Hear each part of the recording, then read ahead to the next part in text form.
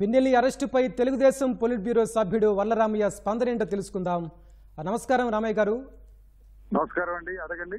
వైకాపా నేత పిన్నెల్లి రామకృష్ణారెడ్డి అటకేలకు అరెస్ట్ కావడంపై మీ స్పందన ఏంటి సార్? అరెస్ట్ కాక తప్పదు బ్రదర్. ఇప్పుడు మన చట్టం చేతుల్లో నుంచి ఎవరైనా ఎలా తప్పించుకుంటారు? మనం ఎప్పుడప్పుడు 20 ఏళ్ల క్రితం మర్డర్ చేసిన వాడిని కూడా ఈ రోజున అరెస్ట్ చేసిన రోజులు ఉన్నాయి, దాఖలాలు ఉన్నాయి.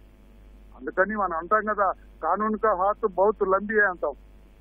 ఎక్కడ చట్టం చేతిలో నుంచి వాడు ఎమ్మెల్యే కావచ్చు, చీఫ్ మినిస్టర్ కావచ్చు, చీఫ్ మినిస్టర్ కూడా జైల్లో ఉన్నాయి, మనం చూస్తూ ఉన్నాం కదా. అతను ఏమనుకున్నాడంటే, ఈ జగన్ శాశ్వతంగా సీఎం, నేను శాశ్వతంగా ఎమ్మెల్యే, ఈ మాచర్ల నా సామ్రాజ్యం, ఇష్టం వచ్చినట్టు కొల్లగొట్టుకోవచ్చు, దోచుకోవచ్చు, దాచుకోవచ్చు, ఎవరినైనా ఇష్టం లేని వాడిని చంపేయచ్చు, ఇష్టం లేని వాడిని కొట్టచ్చు, మా వాళ్ళతో కొట్టెచ్చవచ్చు అనుకున్నాడు.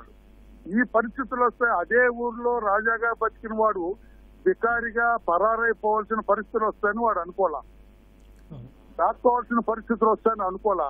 ఏదో మారువేషం వేసుకొని కూడా వెళ్ళిపోయారట. అటువంటి పరిస్థితులు పిన్నెల్లి బ్రదర్స్ కి వస్తుందని ఎవరు అనుకోలేదు. అది చట్టం గొప్పతనం, భారతదేశ రాజ్యాంగం గొప్పతనం. నేను అందుకే ఉన్నాను, ఎస్పీని కూడా ఇప్పుడు అడుగుతూ ఉన్నాను. నేను ఏదో ఇమ్మీడియట్ గా మేము కోర్టులో ప్రొడ్యూస్ చేయాల్సిన అవసరం ఉందమ్మా. ఇమ్మీడియట్ గా కోర్టులో ప్రొడ్యూస్ చేయాల్సిన అవసరం ఏమి లేదు. ఎంపాదిగా తీసుకో, 24 hours టైం ఉంది మీకు. అతను చేసిన నేరాలు చాలా ఉన్నాయి, చరిత్రకెక్కని నేరాలు, అంటే రికార్డుకి ఎక్కని నేరాలు చాలా ఉన్నాయి. బోండామా బుద్ధ వెంకన్నను చంపటానికి దుర్గా సురేష్ అదేవడో కిషోర్ అనేవాడిని సొంత మనిషిని పురమాయించింది ఇతనే. అదొక కాన్స్పిరసీ కేసు. ఆ కుట్రలో ఇతనే మెయిన్ ముద్దాయి. అందులో ఏం చేశాడు, ఎలా చేశాడు, how he directed them to kill them, ఇదంతా కూడా బయటకు తీయవలసిన అవసరం ఉందండి. ఇంకా రిజిస్టర్ కాని కేసులు చాలా ఉన్నాయి. ఎన్నో కుటుంబాలు నాశనం చేశారు వీళ్ళు. ఎంతో మందిని చంపి పూడ్చి పడేశారని కూడా అక్కడ చెబుతూ ఉంటారు, కాల్చి పడేశారని చెబుతూ ఉంటారు. ఇవన్నీ కూడా ఇంట్రాగేట్ చేయాలా. రేపు సాయంత్రం వరకు టైం ఉంది. తర్వాత కోర్టులో ప్రొడ్యూస్ చేసిన తర్వాత కూడా, రిమాండ్ ఆర్డర్ చేసిన తర్వాత కూడా పోలీస్ కస్టడీకి కూడా ఇతను తీసుకోవాలా. పిటిషన్ వేసి పోలీస్ కస్టడీ కూడా మాకు కావాలని తీసుకోవాల్సిన అవసరం ఉంది. ఇంకొకటి ఎవడు కూడా తాను ఎమ్మెల్యేనని, లేదా రాజకీయ నాయకుడినని, లేదా జగన్మోహన్ రెడ్డి గారి శిష్యుడినని ఎవడు కూడా ఇటువంటి నేరాలు చేయాలంటే ఏదంతా పడిపోవాలి వేదవాళ్ళకి. ఆ రకంగా పోలీసులు చేయాలని చెప్పి కూడా విజ్ఞప్తి చేస్తూ I'm trying to get SP also on phone. ఇప్పుడేం తొందర ఏం లేదమ్మా, కోర్టులో పోటీ చేయాల్సిన అవసరం ఏం లేదు. 24 గంటల టైం ఉంది, ఇంట్రాగేట్ చేయండి. పోలీస్ కస్టడీ కూడా తీసుకొని ఇంట్రాగేట్ చేయండి. By that you can create a confidence in the public. అందరూ కూడా సంతోషంగా ఉన్నారు. మాచర్ల జనం అంతా కూడా ఎప్పుడైతే అన్నదమ్ములు ఇద్దరు అండర్ గ్రౌండ్ కు పోయారో, ఎప్పుడైతే మాచర్ల విడిచిపెట్టి పారిపోయారో, జనం అందరూ కూడా సంతోషంగా ఉన్నారండి.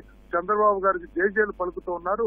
ఆ సంతోషాన్ని అట్టే ఉంచేటట్టుగా పోలీసులు కూడా ఇటువంటి వాళ్ళు మళ్ళీ బయట ప్రపంచం చూడకుండా అన్ని కేసుల్లో పకడ్బందీగా కోర్టులో వీళ్ళు ప్రొడ్యూస్ చేయాలని చెప్పి కోరుతున్నాను బ్రదర్. Anything more? సార్, మీరు ఒక మాజీ పోలీస్ అధికారికి చెప్పండి సార్, ఇన్ని అరాచకాలు చేసిన పిన్నెల్లికి ఎలాంటి శిక్ష పడే అవకాశం ఉంది సార్? ఈ కేసులో అటెంప్ట్ మర్డర్ ఉన్నాయి, తర్వాత ఈవీఎం పగలగొట్టినది ఉంది. అది war against the constitution, that is an attack on the Indian constitution. Direct గా వెళ్ళి అందరినీ నెట్టుకుంటూ వెళ్ళి వాడు ఈవీఎం తీసుకొని కొడుతూ ఉంటే పోలీసులు అంతా, మాచెల్ల పోలీసులు ఒక ఫన్య పోలీసులు అండి, చాలా గమ్మత్తుగా చేశారు అతని టైంలో. మాచెల్ల పోలీసులు అందరూ కూడా వాళ్ళందరిగా మోడల్ గా చూపించాలా, మాచెల్ల పోలీసులాగా చేయకూడదని చెప్పాలి. అందుకని చాలా విషయాలు ఉన్నాయని. ఇంతెందుకండి, పోలింగ్ బూత్ లో కూర్చొని ఒక దళితుడిని, మాణిక్యాలరావు ఉన్నాడు, అతను మీరు మీ టీవీలోనే ప్రమాణం చూపించారు. ఆ మాణిక్యాలరావు ఉన్నాడు కొట్టి, నువ్వు పోలింగ్ ఏజెంట్ గా ఉంటే నేను చంపేస్తాం రా, సాయంత్రానికి నీ శవం ఇంటికి పోతుందా అని చెప్పి వీడిని ఇక్కడ కొట్టి పారిపోమని చెప్పి వాడి ఇంటికి వెళ్ళి వాడి పిల్లల్ని కొట్టి మరలా వీడి దగ్గరకు వచ్చి చంపేస్తామని చెప్తే ఒక డిఎస్పీ, అక్కడ డిఎస్పీ వీళ్ళ వారించలేక, వీళ్ళని కంట్రోల్ చేయలేక, వీళ్ళని కస్టడీలో తీసుకోలేక వీడిని జీప్ ఎక్కించుకొని రహస్యంగా పోలీస్ స్టేషన్ లో తీసుకొచ్చారు. పోలీస్ స్టేషన్ మీద అటాక్ వెళ్ళారు వీళ్ళు జనం అందరూ. వాడు పారిపోయి తర్వాత చంద్రబాబు గారి దగ్గరికి వెళ్ళి వాడు రక్షణ పొందాడు. ఇటువంటి అరాచకాలు ఎన్నో చేశారు బ్రదర్. ఆ బోండామా బుద్ధ అంటానేంటి, వాళ్ళకి అదృష్టం బాగుంది కాబట్టి బతికి బట్టగట్టి మళ్ళీ బెజవాడ వచ్చారు. లేకపోతే చాలా సీరియస్ కేసు కదా, అది చేయించింది కూడా ఇతనే కదా. మీరు అడవరికి కోర్టులో ప్రొడ్యూస్ చేస్తే ఇవన్నీ వివరాలన్నీ ఎలా వస్తాయి? ఇటువంటి కేసులు బయటకు రానివి, చట్టం రికార్డు అవనివి. కేసులు రిజిస్టర్ అయిన కేసులు కూడా ఎన్నో ఉన్నాయి కనుక చాలా జాగ్రత్తతో ఎక్స్పర్ట్ అధికారులు పెట్టి ఆ మాచర్ల సిఐని వాళ్ళని కాకుండా ఒక సీనియర్ ఆఫీసర్స్ ఎక్స్పీరియన్స్డ్ ఆఫీసర్లను పెట్టి ఈ కేసులు ఇన్వెస్టిగేట్ చేయించాలని చెప్పి కూడా నేను కోరుతున్నా ఎస్పీ గారిని. ధన్యవాదాలు వల్లరామయ్య గారు.